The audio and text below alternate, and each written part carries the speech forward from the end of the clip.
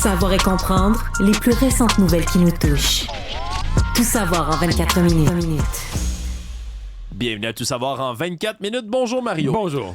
La LHJMQ, Ligue de hockey junior majeur du Québec, fait encore parler d'elle. Cette fois-ci, c'est pas pour C'est des initiations. C'est un ancien gardien de but en plus qui a mis le doigt sur leur bobo, là. Ouais, parce que là, c'est pas un scandale sexuel cette fois-ci, c'est pas les commotions cérébrales, c'est pas les bagarres, Mario, mais c'est le français qui s'immisce là, dans la LHJMQ, du moins l'absence de français qui fait jaser pas mal. Alors qu'hier soir, c'est le chef du Parti québécois, Paul Saint-Pierre Plamondon. Ancien gardien de but de l'Université d'Oxford. Exactement, quand même, hein, c'est prestigieux jouer au Mais là, hockey. il joue en anglais quand même. D'après moi, en Angleterre, il joue en anglais à l'œil, là. Oui. Ben, peut-être qu'il criait des bons jurons québécois quand il était dans un but. Ça, c'est ça qui doit être le fun, hein? Tu peux sacrer tant que tu veux, ça insulte personne, là. Je suis pas sûr qu'il y a grandes personnes sur des patinoires de hockey, Mario, qui sortiennent de sacrer en ce moment au Québec, je te dirais. Mais revenons-en à nos moutons. Et la JMQ, donc, qui se font pincer, si on veut, là, les culottes à terre. J'ai été étonné là, de ce que Paul Saint-Pierre Plamondon a partagé sur les réseaux sociaux. Sincèrement, moi, ça m'a étonné et un peu déçu. C'est une image des voltigeurs de Drummondville, la photo en question. Qui The Voltigeur. The Voltigeur, exactement, de Drummondville, qui ont des chandails avec un texte qui est uniquement en anglais pour les séries éliminatoires. Gilles Courteau Trophy Playoff, donc les séries éliminatoires du trophée Gilles Courteau. C'est ce qu'il aurait pu écrire sur le chandail, Mario. Je viens de faire le travail pour eux, mais bon, c'est pas ce qu'il y a là-bas, des chandails uniquement en anglais. C'est vrai que c'est devenu une ligue, le Québec et Atlantique. Il y a plusieurs équipes de l'Atlantique maintenant. Ça demeure la ligue pas mal québécoise. Je veux dire, c'est LHJMQ à la fin. Exactement. C'est Maritime Québec. Puis de ne pas avoir de français du tout, compte tenu de l'historique de la Ligue, qu'on ait accommodé avec 2-3 mots d'anglais, j'aurais peut-être pas fait une scène, mais plus de français du tout, j'avoue ne pas en revenir. Surtout que c'est pas une exception, Mario, parce que les Saguenayens de Chicoutimi aussi ont une image avec un chandail à peu près similaire, là, uniquement écrit en anglais. Et j'ai vu un responsable des communications de la LHJMQ qui disait, ni plus ni moins, qu'ils avaient, eux, comme une espèce de devoir là, de préparer les jeunes à un environnement, étant la Ligue nationale de hockey, les préparer à un environnement où ça se passe en anglais, tout se vit en anglais, fait que tout c'est bien de parler anglais. D'abord, la grande majorité ne joueront jamais dans la Ligue nationale de hockey, puis je pense que le jour où ça va arriver, ils vont être assez motivés qu'ils vont apprendre leur anglais. Je pense pas que le fait d'avoir eu un chandail en français durant leur carrière junior va leur faire un si gros obstacle. Ouais, ben j'irai renchérir là-dessus, Mario. Là. Je m'excuse. C'est comme si tu avais besoin là, d'un stage en anglais dans ton équipe de hockey pour être confronté au milieu anglophone. Parce que sinon, au Québec, là, à aucune place, nulle part, tu peux être confronté à l'anglais. Là, je m'excuse. C'est plus vrai dans ce monde-ci. J'ai trouvé ça inquiétant et décevant. Et là, il y a comme tout un mouvement, tout un questionnement sur l'espèce de glissement là, qui se passe dans la Ligue de hockey Maritime Québec. Et là, ben, du côté des politiciens, on a réagi rapidement. Là, oui, Paul Saint-Pierre Plamondon a ramené la nouvelle, mais ça n'a pas tardé à bouger du côté du gouvernement. Jean-François Roberge, le ministre qui est responsable de la langue française, qui a dit qu'on va devoir se pencher là, sur les manières de faire de la Ligue et jusqu'à aller à parler d'une enquête de l'Office de la langue française. On peut écouter un peu le ministre Roberge, Mario. Je pense que c'est pas acceptable que la Ligue de hockey junior du Québec, que cette Ligue-là ne respecte pas le caractère francophone du Québec. Vous savez, le Québec est la seule nation francophone d'Amérique. On a adopté une loi qui précise que le français est la seule langue officielle, la seule langue commune au Québec.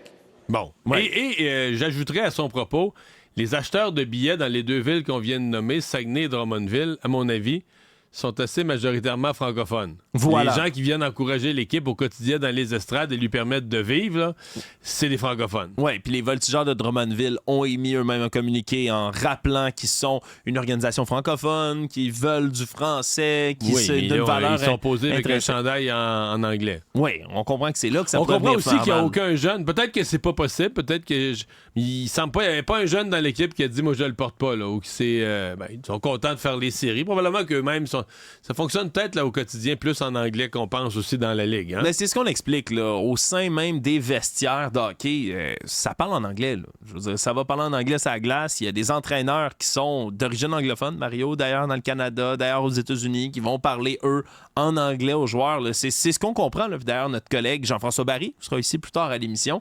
Va peut-être te retoucher un mot là-dessus, mais parler avec notre collègue Sophie Durocher, justement, son fils, je le rappelle, est dans la LHJMQ, et il dit que c'est essentiellement ça. Là. Oui, ils peuvent parler en français, puis les joueurs, les Québécois entre eux, se parlent français, mais qu'il y a assez d'anglais pour que, sur les entraînements, sur la glace et tout, mais ça se roule là, sur le banc même en anglais. Donc, c'est certain que ça a suscité tout un tollé aujourd'hui. Puis là, on est encore en train de faire des vérifications. Il faudra voir qu'est-ce que l'Office aussi de la langue française va dire au terme d'une enquête autour de tout ça. Ça va peut-être servir d'avertissement aux autres équipes. J'ai hâte de voir aussi ce que va dire le Québec Community Group Network là, qui s'inquiète pour la disparition de l'anglais, toutes les opérations pour faire complètement disparaître l'anglais du Québec. Mais là, ça, c'est encore une initiative pour écraser. Mais est-ce que c'est une initiative ça, qui pourrait, eux, les rassurer de voir que même au Saguenay, les joueurs ont des chandails en anglais sur le dos, que dire que peut-être que l'anglais n'est pas complètement en train de disparaître de l'Amérique du Nord. Il y a peut-être encore de l'espoir. Là. C'est rassurant, Mario. Pour eux, ouais. Tout savoir en 24 minutes. Autre nouvelle politique, puis c'est rare qu'on s'entend dans l'ensemble des partis politiques du Québec. Parce que c'est pour l'intérêt des partis, ils s'entendent.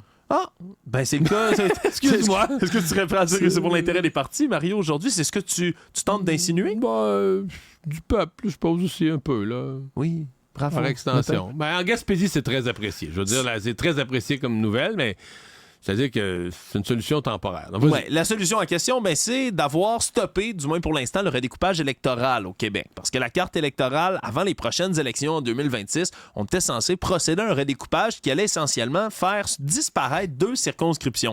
Parce qu'avec les déplacements de population, avec les arrivées de nouveaux arrivants au Québec, avec tout ce qu'on connaît comme changement démographique, ça fait en sorte qu'il y a des circonscriptions qui sont très densément peuplées, d'autres qui sont énormes, par exemple, mais où il y a essentiellement presque personne, là, du moins, par exemple, que dans une circonscription qui fait même pas le 100e, qui va se trouver à Montréal. Et la tendance depuis 30 ans, plus que ça, 40 ans, pas compliqué, les régions éloignées perdent de la population, donc des comtés. Montréal, contrairement à ce qu'on peut penser, l'île de Montréal perd de la population un peu, en tout cas perd des comtés. Les comtés s'en vont où? Banlieue. Voilà, les grandes couronnes. Les couronnes, la couronne de Montréal, un peu aussi la Rive-Sud de Québec en a déjà gagné un, mais c'est vraiment les endroits qui se peuplent, ce sont les banlieues. Et là, c'est encore ce qui se passait, la réforme que le ministre Roberge a bloquée ce matin, enlever un comté dans l'est de Montréal, enlever un comté en Gaspésie. À Montréal, c'était Anjou-Louis-Riel, la circonscription qui était menacée de disparition. En Gaspésie, c'était pas l'aventure. Mais tu sais qu'Anjou-Louis-Riel, c'est une circonscription libérale, parce qu'il y a des Italiens, des non-francophones, il y a tout un secteur. Et là, qu'on ajoutait la circonscription de Paul Saint-Pierre-Plamondon. Je pense pas que M. Saint-Pierre-Plamondon tenait tellement à ce redécoupage électoral. Déjà qu'il n'a pas gagné son comté par une grosse marge. Je remarque là, maintenant, il est rendu très populaire. Je pense qu'il serait dur à battre dans n'importe quelle circonscription, dans l'état actuel d'opinion publique. Mais ça, tu sais jamais. Là, qu'est-ce que les sondages vont être là, à l'automne 2026 à la veille des élections? Alors, de se faire rajouter là, des blocs de population plutôt libérales... Je pense qu'il tenait pas tant que ça. Oui, donc aujourd'hui, c'est tous les partis ensemble, main dans la main, Mario, qui sont sortis pour annoncer cette nouvelle-là. On comprend peut-être un peu ils ont aussi dit qu'ils allaient trouver une nouvelle formule. Parce qu'il reste que, je sais, je suis le premier à dire, ça n'a pas de bon sens le nombre de kilomètres que tu as en Gaspésie. Ça me dit que le député ne peut plus représenter ça. Fait que quand le député ne peut plus se rendre, ne peut plus aller dans sa circonscription d'un endroit à l'autre, c'est un problème, on le comprend. Mais il reste que c'est l'inégalité des voteurs. C'est que tu te retrouves en banlieue, puis un comté, mettons, il y a 75 000 ou 80 000 voteurs. Puis dans un autre comté, t'as 40 000 voteurs. Fait que c'est comme si tu dis dans le comté en question où il y a 40 000 voteur, chaque voteur vaut 2 fois plus. Là. Oui, c'est une injustice démocratique. C'est ça, c'est une inéquité démocratique. On peut en tolérer, là, jusqu'à un certain point, il y a une fourchette entre les gros comtés et les petits comtés. Mais la loi électorale prévoyait une limite. C'est-à-dire, tu peux pas avoir des comtés là, si gros et si petits. L'écart entre les plus gros et les plus petits doit avoir une limite. Et c'est pour ça qu'on faisait des redécoupages, pour garder cette espèce d'égalité entre les comtés. Là, on gèle tout ça. C'est correct pour une fois. C'est correct, ça fait plaisir à tout le monde cette fois-ci. Mais il demeure un problème. Les partis ont dit qu'on allait revoir les règles, le fonctionnement. Ça va être à suivre. Actualité.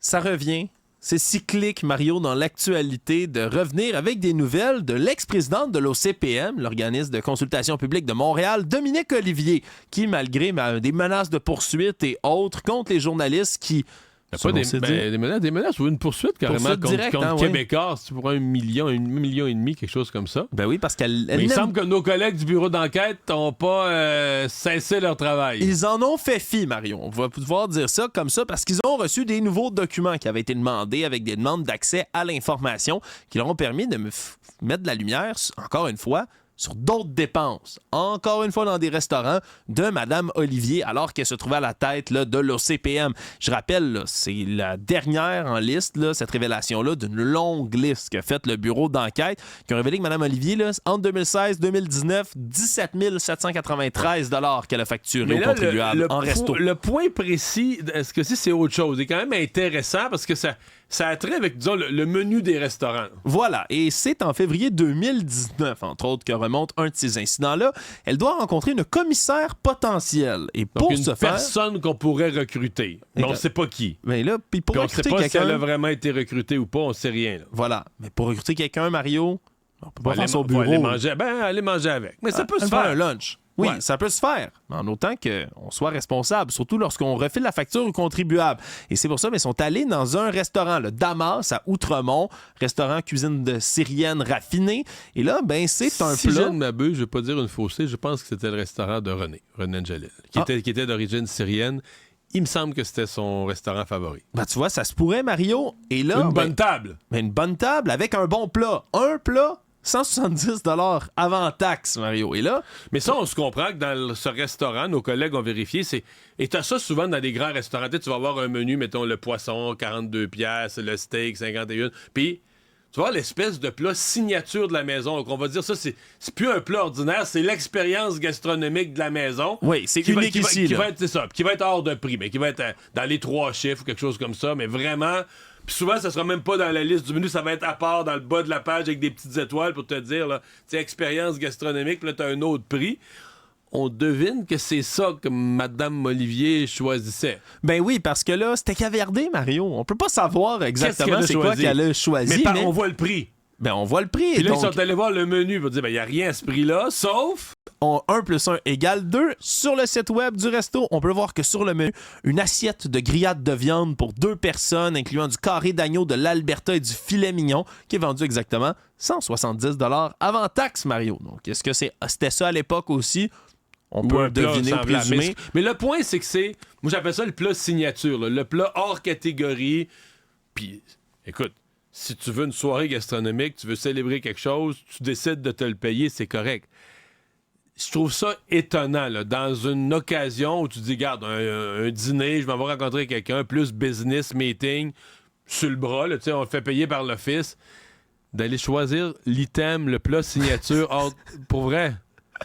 Pour vrai. Mais c'est surtout que c'est pas la seule instance, Mario. C'est là le problème en plus, parce qu'en décembre de la même année, nouvelle rencontre avec une autre commissaire potentielle. Cette fois-ci, le restaurant Icanos, chic restaurant du Vieux-Montréal, réputé pour ses fruits de mer et ses poissons.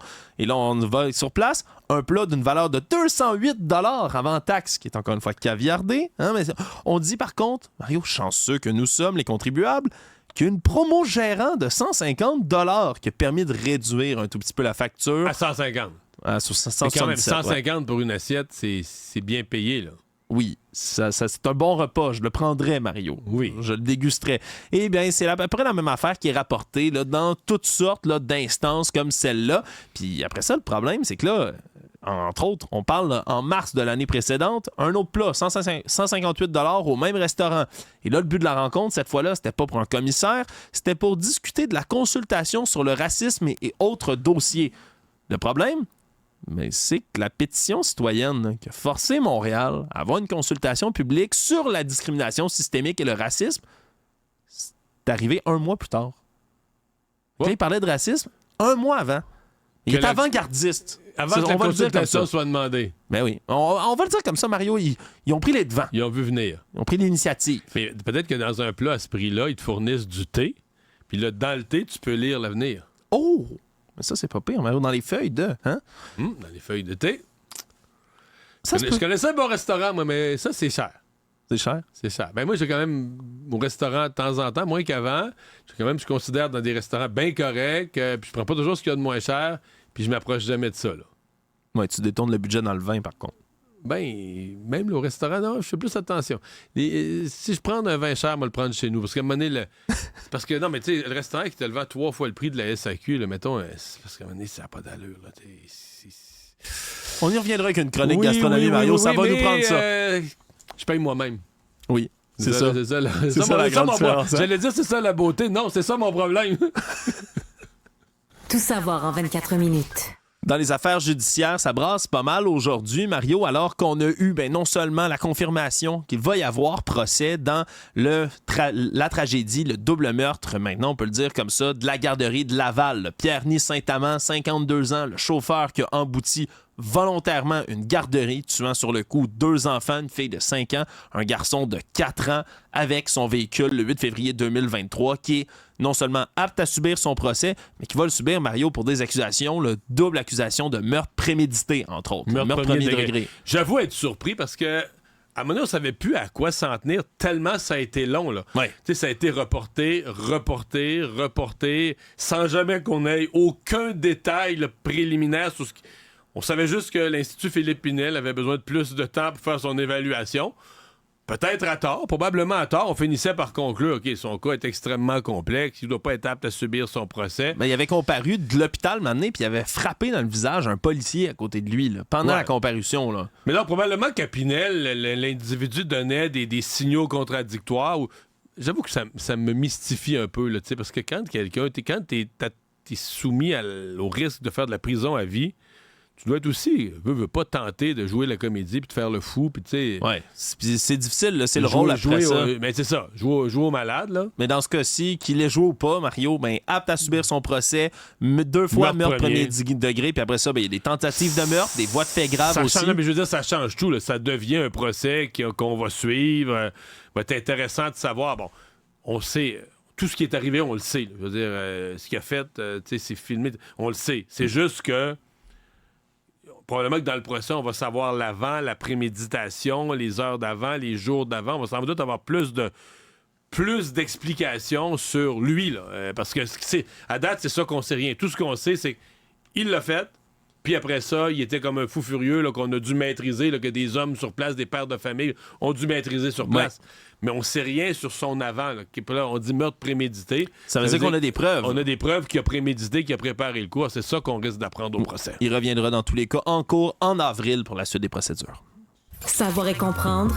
Tout savoir en 24 minutes. J'en parlais, c'est beaucoup d'actions. C'est la scène judiciaire aujourd'hui, alors qu'on a en ce moment un procès qui revient, Mario, un dossier qu'on a déjà couvert ici à Cube en octobre 2022, pour lequel on avait peu de détails à l'époque. Ça semblait être un cas hors du commun. Puis maintenant, ça se concrétise alors que le jeune de 20 ans, Nicolas Côté, a reconnu son crime, celui d'avoir tué et démembré un sexagénaire. Mais c'est les motifs de cette agression, de ce meurtre qui sont maintenant dévoilés. Pour situer les gens, c'est une arrestation qui avait eu lieu sur le bord de la rivière Richelieu ou une descente de bateau où on allait jeter le corps à l'eau là, dans des sacs. Le jeune homme et une complice. Là. Voilà, une complice qui était sa copine de l'époque, là, qui ont été arrêtés alors qu'ils étaient pris sous filature là, à ce moment-là, 2 jours après le meurtre. Je reviens au meurtre lui-même, c'est qu'à ce moment-là, Nicolas Côté, lui, échange avec un ami et aurait appris que cet ami en question aurait déjà été supposément agressé sexuellement, subi une agression sexuelle lorsqu'il était mineur des mains de l'homme de 64 ans, Luc Lafontaine. Et là, il décide de le venger en faisant ce qu'on pourrait appeler en anglais là, du catfish, là, aller faire du si on veut, là, l'hameçonnage. A obtenu son numéro de téléphone cellulaire et s'est fait passer pour un jeune intéressé à avoir une aventure avec lui. Oui, puis même se fait passer, était lui-même un jeune à ce moment-là, on se comprend. Et là, des textos à connotation sexuelle, envoie pas moins de 117 messages à sa future victime, des messages la journée même, des photos d'organes génitaux. Et là, il se rend au domicile de M. Lafontaine à Saint-Hubert sur la Rive-Sud. Puis le but est clair, c'est d'avoir une relation sexuelle donc entre les deux. Et là, il se rend sur place. Lui voulait, dit-il, le confronter, le mettre devant les faits accomplis, lui dire hey, « t'as agressé mon ami », etc. Et là, le problème, c'est que sur place, semble-t-il que ça dégénère. Lafontaine fait des avances aux jeunes. Et quand Lafontaine le touche physiquement là, sur ses organes, ça, Il disjoncte. Essentiellement, c'est ce qui est décrit, c'est qu'il pète les plombs. Là. Ouais, pète un câble complètement, attrape le premier objet qui vient sous la main, trouve un marteau, se met à lui asséner des coups sur la tête, 5 coups de marteau différents. Et là, l'homme de la soixantaine devient agressif, réagit, insulte, menace. Et là, le jeune en question se serait rendu dans la cuisine, attrape un couteau et se met à poignarder Luc Lafontaine 25 reprises différentes, au cou, à la tête. 3 plaies qui sont mortelles, dont une au cœur à ce moment-là. Puis par la suite, Nicolas Côté se met à démembrer sa victime en plusieurs morceaux, essayer de nettoyer la scène de crime des heures qui ont suivi, envoyer comme des faux textos à la victime, comme si, tu sais, c'était pas encore rencontré à ce moment-là. Le problème, c'est que ça n'a pas été compliqué pour les enquêteurs de se rendre compte que le dernier appel provenait du téléphone de Nicolas Côté. L'ont rencontré, il a dit n'avoir rien à faire avec le crime, l'ont quand même mis sur filature et là, 2 jours plus tard, en soirée, avec sa copine, ils sont allés chercher un canot et s'apprêtaient, on se comprend, avec des morceaux du corps, à aller le jeter à la flotte, ni plus ni moins, et ont été interceptés tout de suite avant par les policiers. Sa copine, Zoé Boutin, 20 ans, plaidait déjà coupable en décembre dernier une accusation d'outrage à un cadavre. Donc on verra dans quel cas, quelle sera la sentence pour elle. Mais 2 aveux de culpabilité, vraiment un drôle de dossier judiciaire, Mario. Économie. Certaines personnes ont peut-être pu le voir en première page du Journal de Montréal. Mario, aujourd'hui, publicité qui ressort quelqu'un, je vais le dire poliment, des boules à mythes. Mais en première page du journal, mais sincèrement, je sais pas la job que Rona a fait de réserver de la publicité. Sur les sites, si tu fais de l'Internet au Québec, là, sur les sites Internet un peu partout, cette publicité-là était omniprésente aujourd'hui. Oui, on voulait vraiment faire une campagne à grande échelle parce que... Ça s'appelle un barrage publicitaire. Là. Quand tu t'assures que quasiment dans une journée, n'importe qui va sur Internet va l'avoir, t'achètes l'espace. Parce que de la fois, c'est une affaire d'une journée, là, ce coup d'éclat avec Ron Fournier. Oui, parce que ça va concerner après ça le match du Canadien de Montréal là, qui va se tenir en soirée. Et après le match des Canadiens, Ron Fournier sort de la retraite. Puis c'est un peu ça le slogan. Ron sort de la retraite pour vous sortir de la retraite, pour inciter les jeunes retraités à retourner sur le marché du travail, entre autres dans les RONA, donc pour la publicité. Et je dirais que c'est la deuxième. La campagne est incroyable. La deuxième chose, c'est que tu dis, écoute, un commerce, une chaîne de commerce qui fait une grosse campagne comme ça, de toutes les époques, ils veulent vendre leur matériel. Ils veulent vendre leurs 2x4, ils veulent vendre des ampoules, ils veulent vendre des outils, ils veulent vendre leurs affaires. Mais là... Ce n'est pas l'objet de la campagne du tout. Du tout. Ils veulent recruter, au contraire. Des retraités. Voilà, c'est la marchandise. C'est vous, à la maison, jeunes retraités, donc, qui veulent être récupérés par Rona. Et donc, à cet effet-là, Ron Fournier qui sort de sa retraite, qui va faire un Facebook Live aussi ce soir, un moyen peut-être d'aller chercher plusieurs générations. Facebook Live avec l'usage des médias traditionnels, donc qui sont combinés dans ce cas-ci. Facebook Live, je comprends qu'il va être à cheval où tu vas pouvoir parler de hockey ou parler de retraite ou de sortie de la retraite ou de bonheur de retourner travailler. Tous les sujets vont être ouverts avec Ron, qu'on aime tellement. Voilà. Et sa façon quand même unique de faire des lignes ouvertes. Exactement. Donc, ça va être une ligne ouverte toute spéciale aussi. Là, peut-être que ça va lui redonner le goût, ou du moins que ça va lui ramener un peu de bonheur de son emploi qu'il a quitté maintenant pour la retraite. Donc, toute une publicité, Mario, qui n'a pas fini de faire jaser. C'est ce soir que ça se poursuit. Le Monde.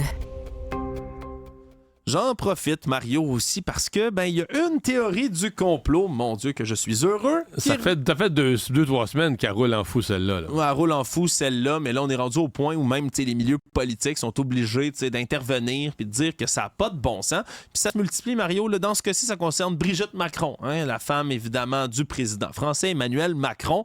Mais les femmes présidentielles, là, ils sont presque toutes passées. Là. On a déjà vu les mêmes rumeurs à partir de Michelle Obama, la femme, bien évidemment, de Barack Obama.